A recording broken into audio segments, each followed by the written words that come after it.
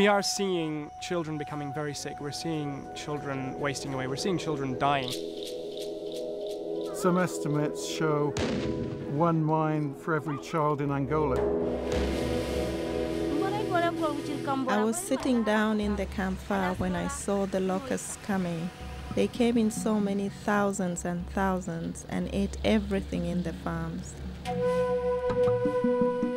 Children are dying as we speak. They will die. They will die. Why is the world standing by and letting this happen?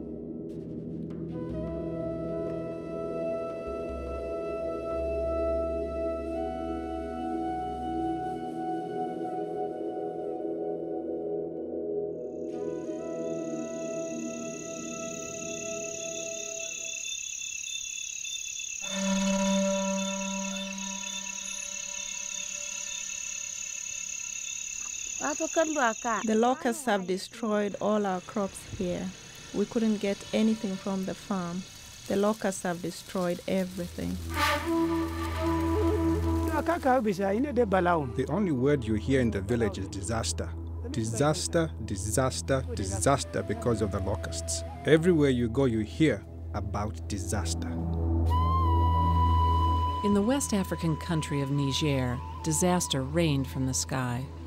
Massive swarms of locusts descended upon crops, eating everything in sight. Families were left with nothing. For 3 to 4 months, our children were starving here in this house. Since we didn't have anything to eat, I couldn't produce enough milk in my breast to feed Fauzia. Fauzia is 2 years old, but because of severe malnourishment, she cannot walk. The family has no food. On this morning, all they have to eat is a few leaves and some chaff, the part of the millet usually reserved for animals. Normally we give it to the cattle, but now we are forced to eat it. But it's not enough for Fauzia, who cannot weigh more than 15 pounds. Her mother is desperate. She has already lost 3 children.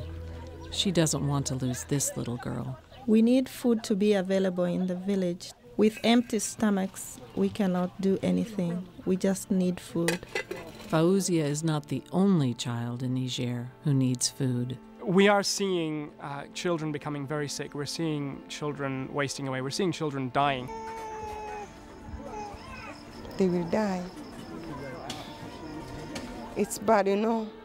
Just looking at a dying baby, when you are a mom, it affects much. And you feel so touched. Some of the worst cases end up here, the Doctors Without Borders unit in Maradi.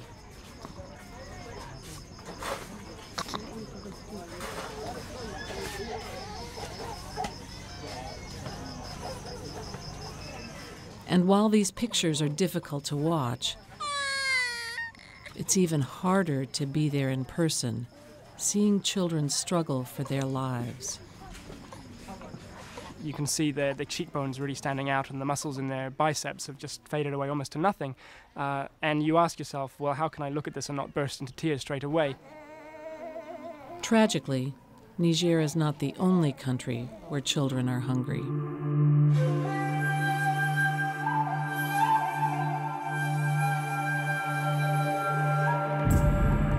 In Angola, 30 years of civil conflict left a terrible legacy.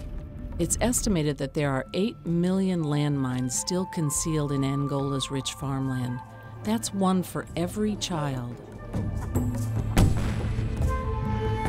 And these landmines keep families from farming. They pose a constant threat to children. They maim and they kill. These situations put children at risk. There's very little agricultural production, so children go hungry. They may go for 1 or 2 days without any food. They're malnourished. That means they're more susceptible to disease. So it really is life-threatening. Children are dying as we speak. Children such as Luciana suffer the most. The child is 6 years of age, but she looks to be a child of 3. Luciana and her mother came to this hospital when it became clear that something was terribly wrong with the little girl. Her family has never had enough to eat, sometimes going days without food. There is no money. We don't have any money. Because of malnutrition, Luciana will never be the same. Her development in terms of growing will be affected. She will be, as a result, affected either mentally or physically compared to other children of her age. This hospital in Angola serves a population of 300,000 with one doctor. One doctor attempting to serve children who are malnourished and sick. It's just not enough. We have no hope that he will survive.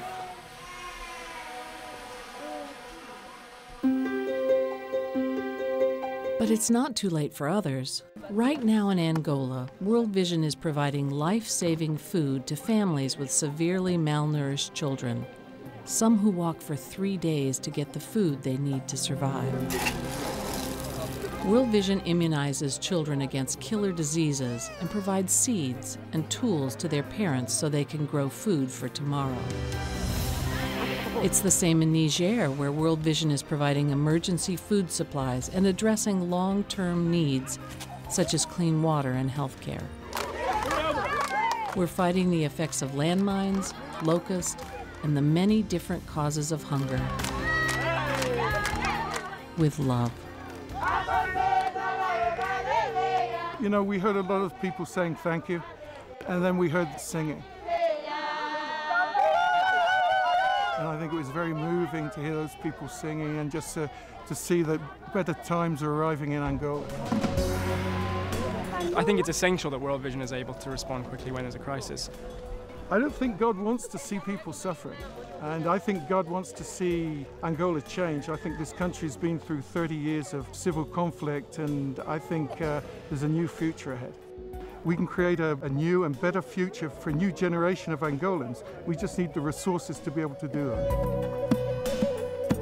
What I think we take strength from is the fact that we know also that there are children who are not dying because of the work we're doing. And I think that's probably what enables us to keep doing what we're doing and to keep pushing through, even though it can be upsetting at times. What we need is for donors to be engaged in the long term with us. We need ongoing support and ongoing commitments, regardless of what the media is saying and what the current popular crisis is. We just need people to keep supporting what we're doing.